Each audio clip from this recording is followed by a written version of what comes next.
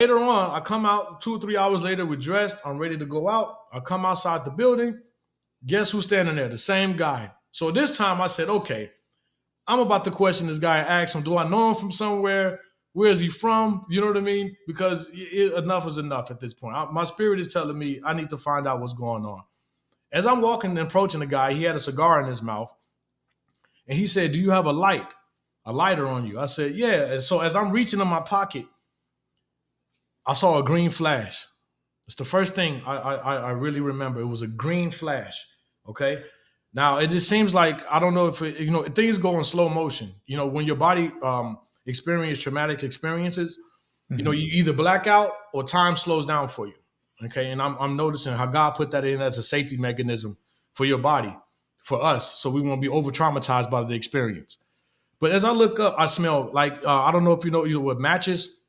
Like if you Mm-hmm. would burn a whole book of matches, like the sulfuric smell, Yeah. that's what I smelled. But as I look up to him, he hit me again, wow, again. So now I'm looking at him, but he has this look on his face, and it was demonic. But it was like a "I got you" look, like a, you know what I mean? Like, Mm-hmm. you know what I mean? But the second time I fall back, as soon as I'm falling back, I feel myself falling forward. Okay. It's hard to explain. I'm falling back, but yet I can feel myself falling forward, and instantly, it was instantaneous. It was just like that. I was in darkness. But like I described before, this darkness is not a darkness like here on earth. It's not like you can blindfold yourself, like you can put yourself underneath the earth, super blindfold yourself and dig deeper. And it's still, this darkness is alive. You understand? It had a spiritual component to it, to where I felt it was all over me, like it was holding me. But as I'm falling down, I mean, I can't even calculate the speed. But as I'm Mm-hmm. falling, the more I'm falling, the more I'm feeling things getting stripped away from me. Meaning such as like hope, you know, love, all the stuff that we take for granted here that we don't realize that come from God, they're stripped from you as you're falling to this place. Okay? I want people to be aware. Don't take anything for granted. Because as I was falling, it's beyond, like I was saying before, at first, the terror. It's not fear, it's terror, and it's alive. It's a spirit. It's alive in that place. In the darkness, it's alive. It was alive. It was like the darkness had a consciousness of its own, and it was stripping me of everything good. So as I'm falling, I mean, it's so fast, and I can't even think clear. But I'm falling because people don't understand. Just say, for example, if you're here conscious, like we're talking right now, we're communicating, and then all of a sudden you're taken to just a whole other place instantly. It's instantaneous. There's no slow build up to it. There's no nothing there. It's boom. Okay. And I'm falling, and I'm feeling this fear, but the speed of the fallingness, it is, I can't even explain it in words, no matter what language, no matter Wow. what. It's spiritual. It's a spiritual component to everything. Now that in hindsight, and the more that I'm mature in my spirit, I'm realizing that it is all spiritual. The spiritual life, I was in my spiritual body. Okay. I'm falling. Now, the first thing that hit me was this smell. The smell. But see, people don't understand. I'm gonna explain it again. When you pass away, you don't lose your five senses. Sight, hear, touch, taste. No. They heightened. They get more potent. So they raise times a million. So you become more sensitive. They don't go anywhere. They get stronger. So, Mm-hmm. like, if you were to smell this smell right now, the smell that I was smelling, there's no way your body would be able to take it here on this earth. Mm-hmm.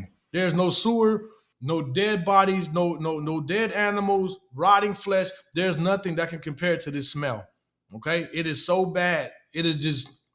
But as I'm falling, I'm just like, it's just overwhelming, the smell, and then all of a sudden I see a little light. It's a little light, because this darkness is so dark. You can see the light on like a top of a pinhead. It's bright Mm-hmm. compared to this darkness. So to see that Mm-hmm. little light, I'm thinking, but as I'm falling, it's getting bigger and bigger and bigger and bigger and bigger and bigger and bigger. Then all of a sudden I felt heat. I can feel heat coming from this light.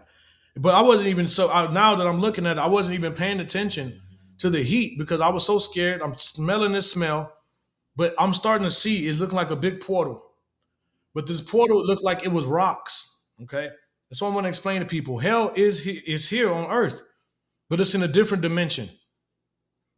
Okay, just like when I start learning scientific principles on different dimensions, it makes complete sense. Just like I'm sitting here right now, but there's different frequencies going through me that I can't even see, like microwaves, radio waves, all types of things, but they're vibrating on a different frequency. So you can have two places in one space because of different dimensions. So hell is on earth, but it's in a different dimension. All right. Yes. So now as I'm falling and I'm seeing this portal and it's open, as it opened now, I'm pretty much right there and I can see every detail.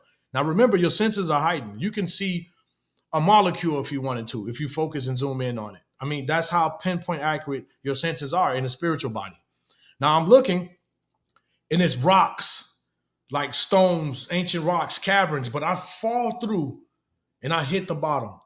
Now, when I hit the bottom, so the opening is like rocks. Yes, like a circular. It's like you're entering the cave system. Okay. It's like I was falling into an ancient cave system.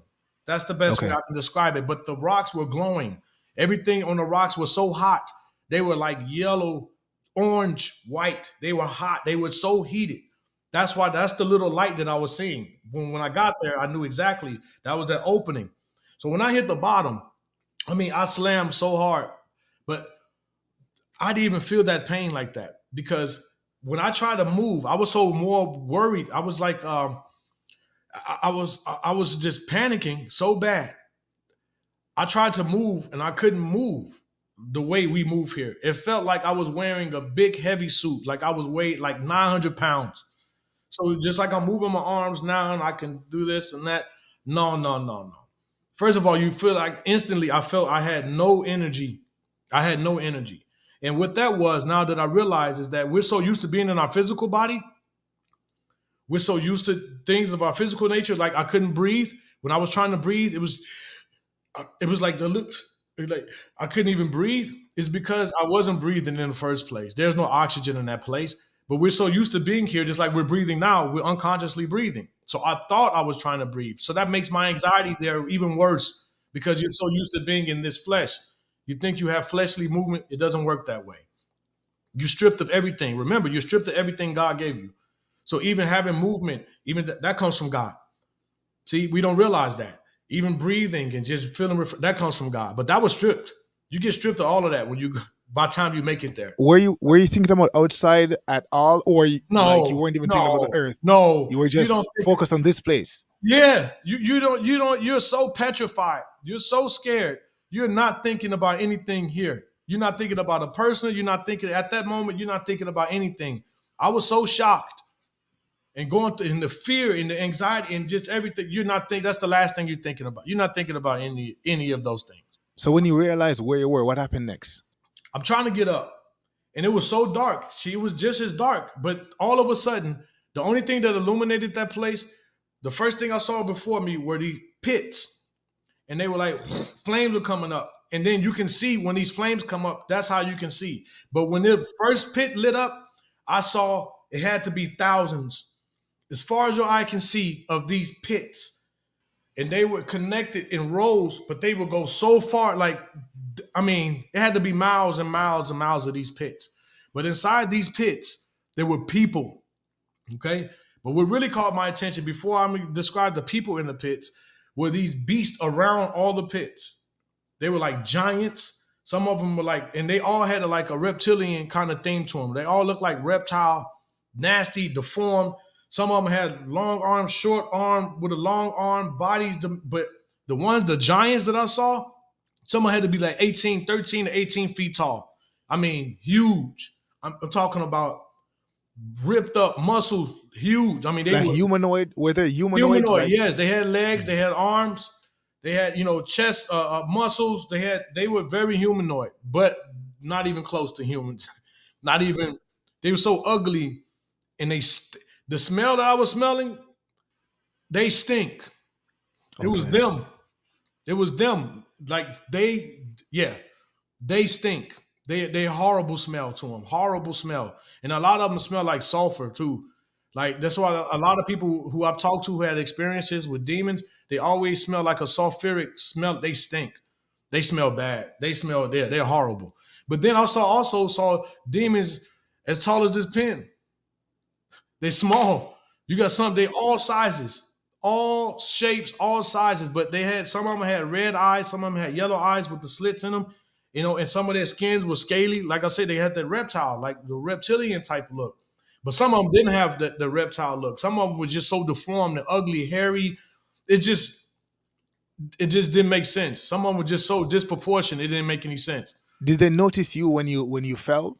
No, not right away. Not right away. One of them did, and that's how I look back, because I never saw the Lord. I never saw the Lord. But now that I look back, he had to be with me to be protecting me, because the hatred that they have for us, it is beyond description. It is beyond words. They hate. There's no form of hate here on this planet that can even get close to how they feel about us. They hate you so bad, you can feel it. The energy will kill you. If their hatred was in the form of a weapon, here on earth, you would die. You would die. They hate. When I say hate, hate is an understatement. Hate would feel like love compared to the hatred that they have for us. Literally. Yeah. But as I looked at the pits and the people, some of them were like charred skeletons, charred, burned up skeletons. Some of them had flesh hanging off of them. Okay. And the thing is, they were trying to crawl out. And now, I mean, because once you get there, you know that you know. You know pretty much everything. You can see a person in hell and know why they're there. There's no time there. There's no time that you have to take to learn, because everything is connected. So you know that you know. And they were there to guard the people from coming out the pit. They had these spears and these ancient things, and people were trying to crawl out. They were sticking them, grabbing them, especially the big giant, grabbing them and throwing them right back into the pits and the lava. I mean, and then what got me though, like I was saying before, I forgot to mention, was the screams and the yells. Okay, it moves your spirit. The sense of the way these people were screaming and in agony and the regret and the pain, it is beyond comprehension. Even right now as we speak, that place is going on right now. And that's what reminds me every day. It's happening right now as we speak. People are there right now, and it's so many people. It is so many people. But as I'm trying to get up and I look, and I'm looking at these pits, and I'm just, now I thought I was already scared and full of anxiety. Now it's just beyond. It keeps growing. There's no limit to fear in the spiritual realm. Just when you think, okay, I'm maxed out of my anxiety. I'm maxed out of my, no. It keeps growing and it doesn't stop. There's no limit to how fearful you become. You know, I'm trying to get up. All of a sudden I felt something grab my head, and I can see the claw. This thing had to be huge, and it threw me. And when it threw me, I mean, the strength of this thing, it was like me picking up this pen and throwing this pen. It was like, it was nothing. So I don't care what people say, oh, I will go in down there and I'll fight. No, I'm sorry. No, it's not happening. I don't care if you're the strongest man on earth. You have nothing. It's like you had no control, right? You have no control. You have no control. You have no strength. It's like you didn't eat in months. You don't have no nutrients, no kind of muscle, none of that. That's out the window. That comes from God. And everything, nope, that's not there. So you can try your best if you want to, and there's nothing going to happen. So as I got hit this wall. But now as I noticed, Lord had to be with me, because I didn't feel, because of the force that I was thrown, I would have felt, I knew I was going to feel the pain. Because one thing I'm going to explain to everyone, like I explained before, my testimony is that here on the body, we have a nervous system, right? So if I was to touch you and just pinch your hand, you would feel it only on your hand. In the spirit world, there's no such thing. If you get hit in the hand, you feel it through your whole body simultaneously at the same time. You won't feel it just in an isolated place where you got pinched. You will feel it all at one time. From your head. So pain also is more intense as well. By a million. And that's an understatement. It is, see, because the spiritual world is people don't understand. Everything here physical is the leftovers from the spiritual world. That's why the Lord said your thoughts are more realer. That's why you get judged by your thoughts. Because that's what the real is. It's not, your action is just a reflex of your thoughts. So now I know what the Lord means by that, because the spiritual is way more realer than this. Everything here physical is leftovers from the spiritual world. That's why I say the pain is more real. Your senses are more heightened. Everything is more intense, way more intense. Okay. Now, that's why I say when I got flung and I knew the Lord was there with me, is because I didn't feel, I expected so much more pain, but it wasn't. I felt pain, but it wasn't what I knew in my mind, what I was calculating that it should be. But as I look up, I'm on the side and it's like a stone mountain, but in the mountain were jail cells, rows and rows of these cells as far as your eye can see up. Like, and I grew up in skyscrapers my whole life, and I know what it is to live in the sky, literally. But these things were so high, like they were built into the side of a mountain, and there were rows and rows of cells, like the old cells, not like the modern day jails with the door with the slit. No, the bars, and they look ancient, rusty. But instantly I knew, all of a sudden I started looking, and you can see people, activities, and all of these different cells. But then it would be like 3 feet apart, it'd be stones, another cell. Stones, another cell. Stone 3 feet apart, like just estimating 3 to 2 And all the way up. all the way up. The same way I saw the pits all the way going across, these were all the way up as far as my eyes can see. Literally. Like I couldn't even see it no more, but you can still see cells. And instantly I knew these were ancient. I knew that the people were there for thousands of years. Thousands of years. I mean, I'm talking about biblical times. They've been in there since. You know, people can't even imagine, because time, see, like we're so used to time here. You can't imagine no time. There is no time there. Time stops. There is no time in the spirit world. It doesn't exist. Time is only used in the physical manifestation for us to organize things and keep schedules. It doesn't exist. All hope is gone when you're there. There is no, at least, like for example, I was explaining. Back when I used to live my back life, because I did go to jail a couple of times. I was in jail, okay? I had hope because I had an out date, right? So you say, okay, I'm getting released in 8 months. That gives you some hope that I'm getting out of here in 8 months. But when you're in hell, there is no out date. There is no time. There is nothing no schedule. There is none that's gone. You know you're there. And the worst part is, I knew I deserved to be there. That was the thing that really got me. I had no rebuttals for me not being there. Okay? So you weren't crying for mercy, you weren't calling out to God, nothing like that? No. And that's another thing. See, the people don't understand. The things that I was hearing, you had a lot of people calling out to God. You had a lot of people asking for 5 more minutes, 1 more chance. Please, I'm sorry. Let me make it up to you. Can hear everything. That's another thing I want to add. When I was talking about the 5 senses being heightened, you can hear everybody screaming at one time, but you can individualize every person. You can individualize every scream. You can individualize. But then I heard a lot of blasphemous things towards God. I heard a lot of anger, a lot of cursing God out. I heard a lot of big time. People were angry. Only people were making sounds. The demons weren't making any sounds, or whatever those creatures were. Demons, yeah. Oh, that was, I was going to get to that. When the demons were communicating with each other, they have their own language. And their whole language hurt my body every time they talked. Every time they talked. So you never understood what they were saying. Oh, yeah, you understand everything. I'm going to use the term, you overstand everything that they saying. What they was communicating back and forth, they were calling us stupid humans. When they were grabbing and torturing humans and doing all type of things, they were calling us stupid, and they were laughing. They laughed, they enjoy. Because what I found out and what I saw myself through my experience is that they get energy off our pain. They eat it. It's a form of food to them. It's like a drug to them. They get high off of it. That's why they're here on earth. They keep us depressed, angry, full of anxiety, because they're feeding off that. That's their food.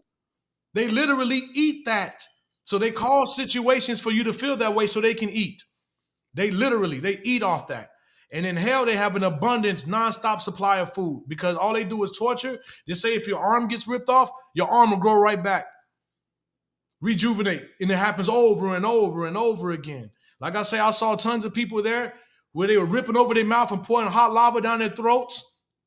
They'll melt and they'll come right back and they'll do it all over again. And then they invite other demons to come and get their turn. Like I was also mentioning about promiscuous women who were there and men. But I saw my experience. I saw majority of what I saw were the women being raped by demons. This one lady was being raped and tortured so bad sexually that I'm not going to say it on here, but it's beyond horrible. But I'm talking about, yeah, it's and then some of the tortures are so bad. I still to this day I can smell a certain smell, especially matches. I don't like the smell of matches at all because it brings me back to that. It reminds me of that. Yeah, it does, like PTSD big time. I don't like that. But your wife said you said something about or I think it wasn't the last one I listened to actually. You said you saw pastors and people like that there. Could you explain? Yes, you know what? And I saw, and a lot of them were still dressed in suits. Okay, there was like a cavern, like a cave, and a lot of them were just sitting there, like they were waiting. Well, the demons would come in, especially the giant ones, and snatch them up and throw them in boxes. They were throwing these pastors in boxes. They had all types of stuff for them. They had all types of, like they had a field day with the pastors, the fake pastors. I'm going to be honest. A lot of them were just misusing their authority that God gave them. Okay. For one example, they threw this one pastor in a box, and it was an old nasty box, but the box was filled with hot coals in it. So when they throw them in it and they close it, you can hear them. I mean, the screams are beyond, like you can feel it. You can feel it's just the anguish and the pain. And they were throwing these things in them. They were stabbing this. They were ripping people apart. They were eating people, especially the pastors. They had a real good time with them. They were enjoying, like really. A lot of people who I saw were a part of the church. Like I said, you can look at somebody in hell and know why they're there. There's no ifs, ands, about it. Like if somebody was to look at me, they'll know why I was there. The people that were in church, what were some of the sins that they did? Like that I saw more gossipers in hell than anything from the church. Wow. Gossip, backstabbing, lust in the church, right? But the most of all was the gossiping, because people don't understand the power of gossip. They don't understand how powerful it is, how you can hurt somebody's life for just, you know what I mean?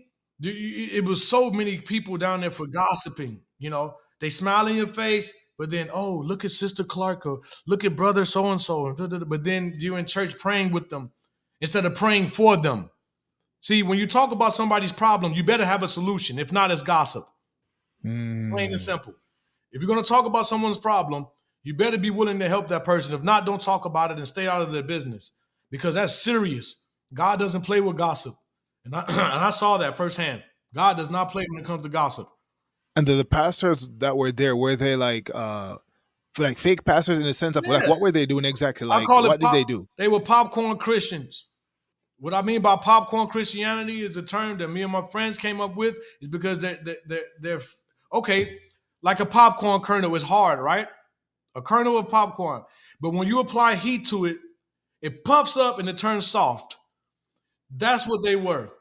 They were acting like they were really hardened for the Lord, that they were really solid, but then the heat and the pressures of the world turned them soft and they became worldly. Okay. And they're fake. So they worldliness. Yes. And a lot of them are, like I always say, intellectual parrots, meaning they know the scriptures inside and out. They sound good. They sound, but they don't live them. They don't live them. They fool the people. That's why I tell the people, it's not up to the pastor or your deacon or your bishop to establish your personal relationship with the Lord. That's up to you, because a relationship with the Lord is ultra personal. It's not their responsibility. And you can, even the Lord says, don't follow a man, because you never know who you are following. So why they think, oh yeah, brother told me to do this, or sisters told me to do this, and yeah, they're a man or woman of God, they lead you right to hell. What is a home warranty? It's a 1-year service plan